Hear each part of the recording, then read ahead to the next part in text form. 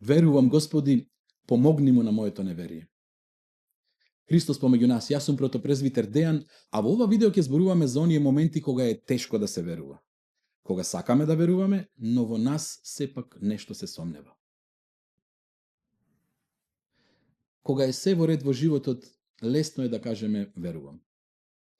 Лесно е да веруваме кога крвната слика е одлична и докторот ќе ни каже се е во ред, нема никаков проблем. Кога бизнисот оди напред, кога децата се здрави, живи, успешни, кога во семејството има мир и слога. Но знаеме дека животот не останува секогаш таков. Животот е како рингишпил. Во еден момент си на врвот на планината, а веќе во следниот си долу во долината. И таму, во долината, верата почнува да се ниша. Кога ќе дојдат лоши вести, кога работата ќе тргне наопаку, кога детето ќе застрани, кога здравието ќе се наруши.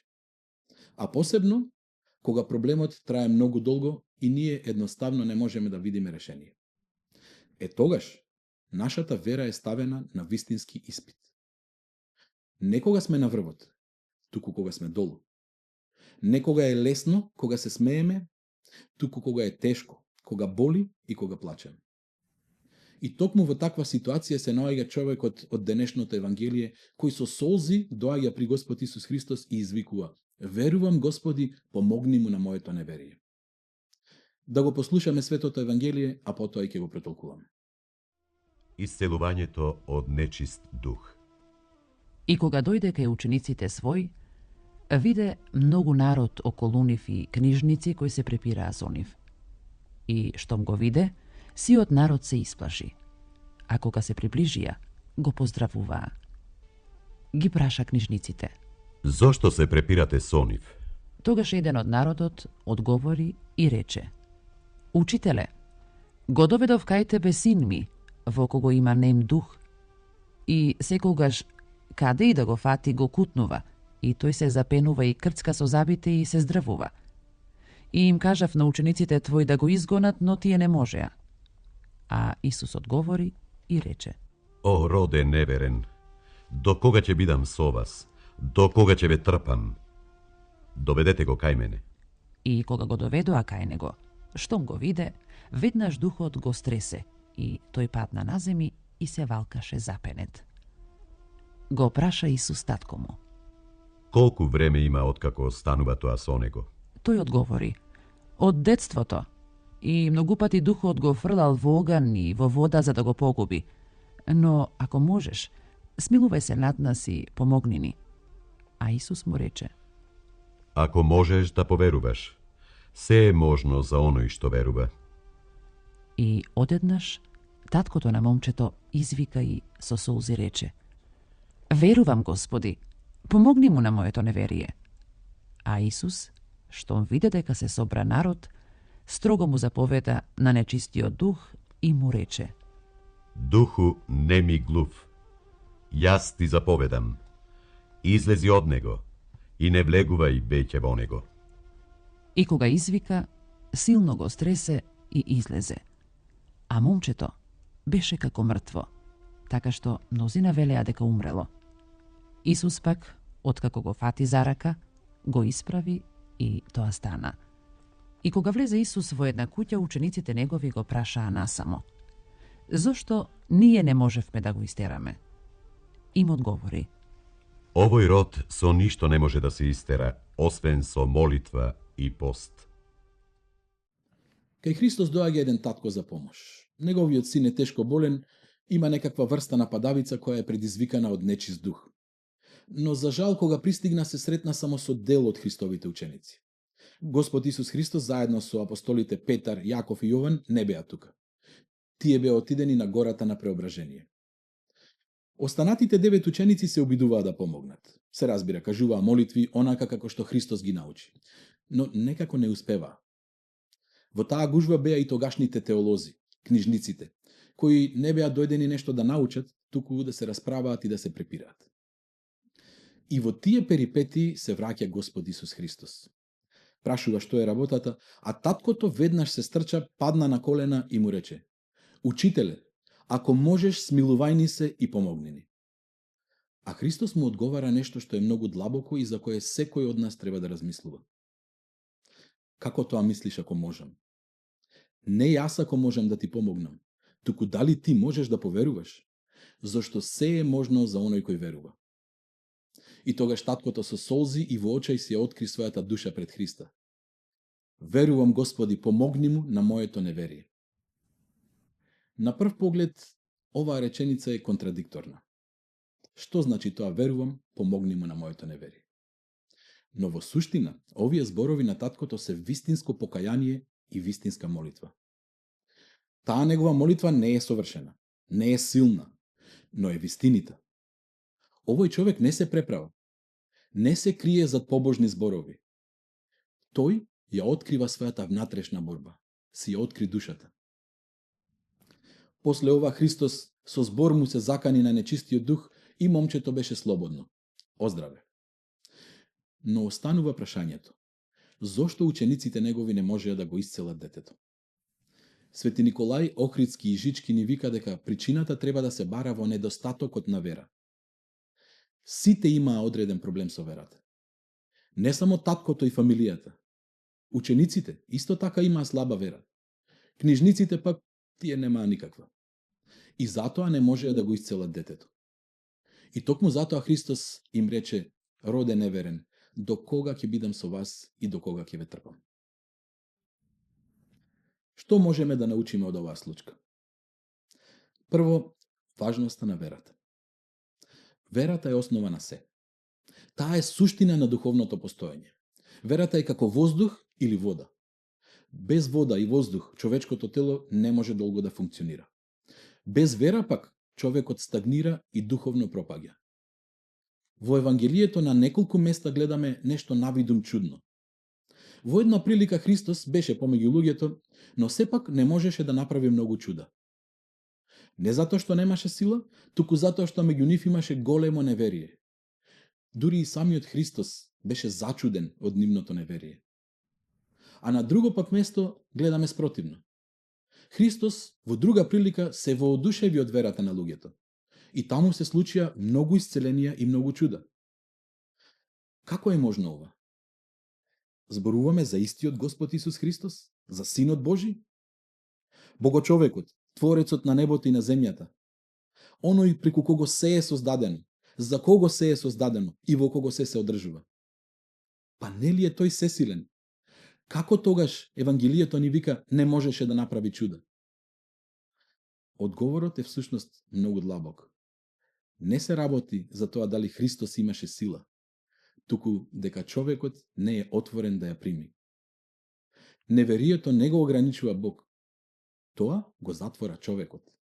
И затоа, кај едните благодата дејствуваше, а кај другите не. Во присуство на истиот Бог, едните се исцелуваат, другите остануваат исти. Да застанеме тука за момент и накратко да се задржиме на една слабост во нашето разбирање на верата. Многу често верата ја сведуваме на интелектуален минимум. Викаме, јас верувам дека има нешто таму. Во ред, тоа е добар почеток, но едноставно не е доволно. Зашто верата не е само да веруваш дека Бог постои, дали си атеист или не си. Па таква вера има сите овие кои што беа во евангелската случка. И таткото со фамилијата, и апостолите, па дури и книжниците веруваа дека Бог постои. И сепак, ништо не можеа да сторат. Тоа е затоа што немаат делотворна вера. Да веруваш дека има нешто таму горе е добар почеток, но трагично би било ако целиот живот останеме само на тоа. Зошто тој Бог, кого го замислуваме како далечен и непознат, ни се откри во личноста на Господ Исус Христос. Тој ни го откри. Христос ни го откри невидливиот Бог. Тој самиот е Бог во тело. Стана како еден од нас за да ни покаже каков е Бог, да ни го покаже Бог на начин кој ние може да го разбереме. И тоа е како да ни вели, јас не сум далеку таму некаде, еве ме тука, меѓу вас сум, црпете од благодатта. Едно е да веруваш дека Бог постои, а сосем друго е да му се приближиш и да му се довериш. И тука започнува вистинската внатрешна духовна борба. Да му го довериш животот на Бог, значи да се предадеш во негови раце. да оставиш на него. А тоа се разбира, воопшто не е лесно. Зашто човекот сака да има се под контрола. Ние сакаме сигурност, сакаме одговор сега и веднаш. И ако не е така, веднаш доаѓаат мислите. Што ако Бог не сака да одговори? Што ако помине време, а ништо не се промени? Што ако не ни ја услиша молитвата? Што ќе кажат луѓето? Ќе ни се смеат, ќе испаднеме наивни. Дури ние самите во себе почнуваме да се колебаме. И си велиме, остави го се това, не се занесувај со твојата вера. Земи си го животот во своји раце. Стани и превземи нешто. Се разбира, човекот треба да направи се што е во негов домен. Да се потруди, да бара решение и да действува. Ако треба да свртиме телефон, ќе свртиме телефон. Ако треба да отидеме на лекар, не на еден, на 5 ќе отидеме. И ќе бараме различни мислења.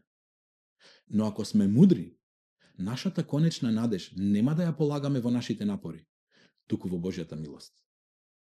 Зашто колку пати се случило да направиме се што треба и пак да не се најде решение. На сите сме им се јавиле. Сме вложиле труд, време, пари сме потрошиле, нерви и пак не оди. И тогаш учиме една длабока вистина за нашата вера во Бог. Ние треба да направиме се, нашиот дел, да сториме се што можеме, се што е во наш домен, но да се надеваме и да му веруваме на Бог. Веројатно најважниот елемент на верата е трпението. Додека трае нашето патешествие низ долината, низ маката, човек треба да научи да стои трпеливо пред Бог, да му верува и да чека на вистинскиот момент. Зашто често, кога одговорот се одолжува, наместо да останеме во мир, во спокој, ние се вознемируваме.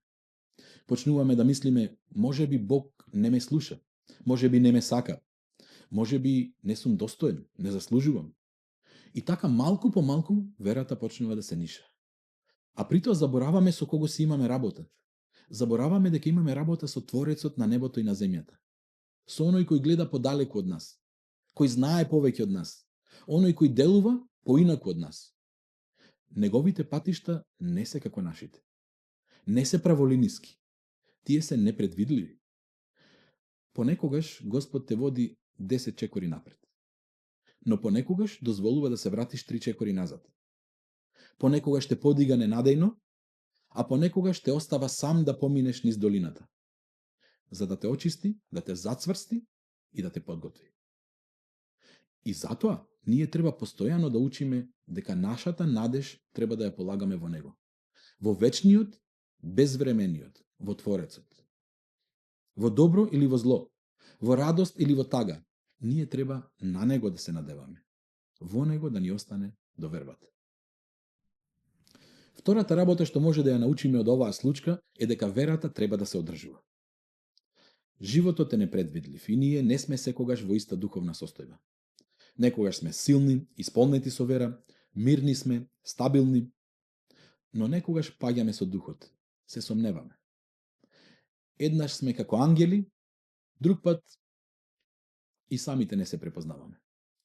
А вистината е оваа. Ние дури ни верата не можеме сами да си одржуваме. И затоа ни треба помош од Бога. Како што Христос ни вели во Евангелието, без мене не можете да направите ништо. Затоа верата не е нешто што ние самите го создаваме и самите го одржуваме. Таа е соживот со Бог. Синергија. Ние правиме еден чекор, па Бог доаѓа во пресред. Ние повторно, па Бог повторно. Малку ние даваме напор, малку Бог не подига со неговата милост. И така растеме. Во синергија.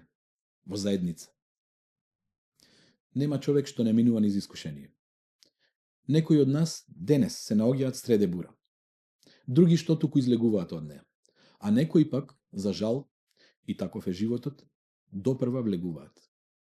И кога ќе дојде бурата, умот се замаглува. Се појавува несигурност, страф, се појавува тага. Почнуваме да се повлекуваме. Не ни се живее. Губиме сила, елан. И се прашуваме, зошто мене? Зошто сега? Како не видов побрзо? И ако не внимаваме, ваквите мисли можат да не оттргнат од Бога и да си нанесеме дополнителна непотребна духовна штета. Затоа во тешки моменти најважно е следното: да се држиме блиску до Христос и да не се одвојуваме од црквата. Како што не поучува свети апостол Павле, не напуштајте ги заедничките собирања. Во добро или зло, силен или слаб, со вера или со сомнеш, не ги напуштај литургиите. Биди присутен на богослужбите. Зашто верата не е индивидуална. Не можеш сам. Верата наша е соборна.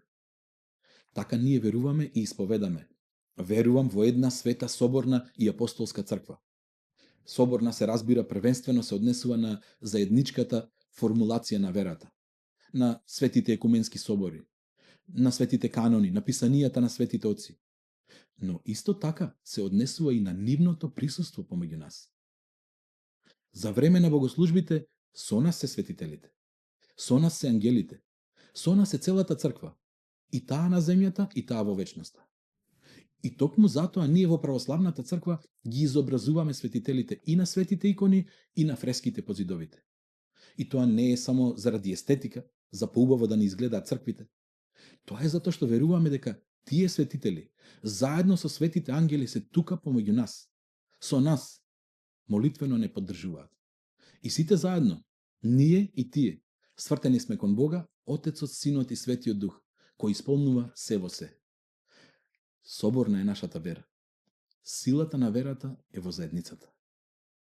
Сам човек лесно паѓа во духот, но во црквата се подигнува зашто има кој да го подкрепи. Затоа не напуштајте ги заедничките собирања. И не се оптоварувајте премногу дали во овој момент сте јаки или слаби. Не се фокусирајте на вашата слабост, туку на Бог, изворот на нашата сила. Вие направете го вашиот дел. Пребивајте во домот Господов колку повеќе можете. Да не се доведеме до ситуација како таткото на ова дете од евангелската приказна. Само кога ќе не снајде мака, кога ќе бидеме растревожени, само тогаш со солзи да дојдеме пред Христос, да плачеме и да викаме: Господи, помогни му на моето неверие. Се разбира, Бог и тогаш ќе не прими. Како што вели свети Кирил Александриски, дури и несовршената вера е прифатена од Бог ако е искрена. Ако човекот е искрен и свесен за својата слабост. Зашто каде што има искрено покаяние и искрена вера, таму има и придвижување на Божјата милост. Но, не е ли подобро, наместо само тогаш кога сме во мака, да доаѓаме почесто при Христа? И така да ја храниме и да ја затврстуваме нашата вера? Не е ли подобро сите заедно, соборно да се подвизуваме и да се причестуваме со Христос на литургија со други верници, во присуство на светителите, во присуство на ангелите и во присуство на Господ Исус Христос, живиот Бог? Држете се цврсто до Бога, во време или во невреме. Не се одвојувајте од заедничките собирања, дури и кога се е наопаку. Држете се до црквата, зашто таму е животот, таму е силата, таму е Господ Исус Христос, нашиот Спасител. Благодата на нашиот Господ Исус Христос, љубовта на Бога Отецот и заедницата со Светиот Дух нека бидат со сите вас.